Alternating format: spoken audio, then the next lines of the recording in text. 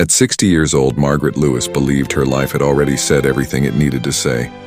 She lived alone in a small house on the edge of a quiet town, the kind of place where memories were louder than people. Her husband had passed away 8 years earlier, and her only daughter had moved across the country, busy with her own family and responsibilities. Margaret did not blame her. That was just how life worked. Still, the silence inside her home felt heavier with each passing year. Her days followed a predictable pattern. She woke up early, made a simple breakfast, watered the plants her husband once cared for, and sat by the window watching the world move without her.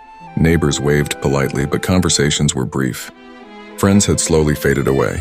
Some moved, some passed, and some simply drifted. Margaret often told herself she was fine. She had learned to live without excitement, without laughter, without the warmth of being needed. One rainy afternoon, as she returned from the grocery store, she noticed something unusual near the bus stop. A dog sat there, soaked and trembling, its fur a mix of golden brown and white. But what caught Margaret's attention wasn't its appearance, it was the way the dog looked at her. Calm, aware, almost understanding. When she stepped closer, the dog didn't bark or run away. It simply stood and followed her, keeping a respectful distance. Margaret tried to ignore it, but the dog followed her all the way home. At her front porch, she turned and sighed.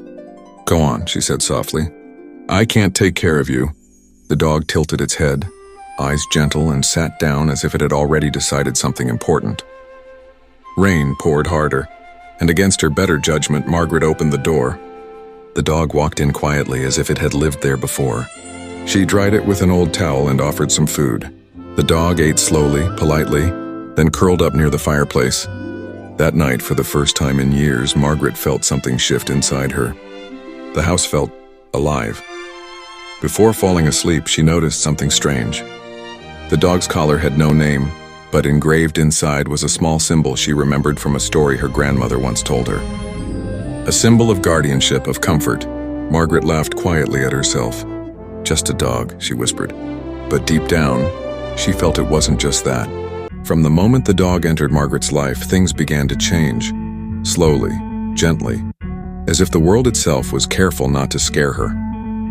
The dog never barked unnecessarily, never made a mess, and never demanded attention. Instead, it stayed close during moments when Margaret felt weakest.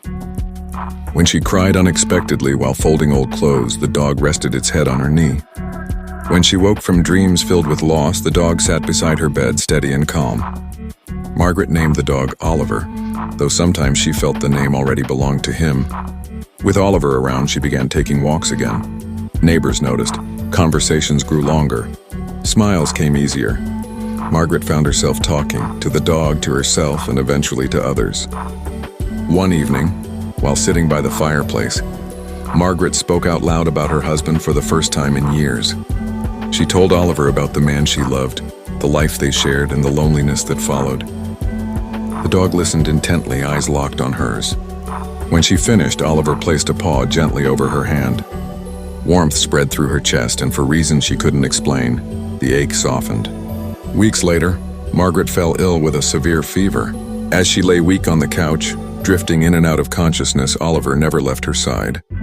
When she collapsed trying to reach the phone, Oliver barked loudly for the first time ever. A neighbor heard and called for help. Doctors later said that timing saved her life. After she recovered, Margaret noticed something else. Oliver seemed to age backward. His fur glowed brighter, his steps lighter. One morning, she woke up to find his collar resting neatly on the table. Oliver was gone, no tracks, no signs, just peace. Margaret cried, but this time the tears were different. They weren't hollow, they were full. In the days that followed, she realized something remarkable. She wasn't afraid of being alone anymore. She had joined a community group, called her daughter more often, and even volunteered at a local shelter. Years later, Margaret would tell people, "A dog saved my life." But deep in her heart, she knew the truth. Oliver hadn't just saved her life. He had reminded her how to live.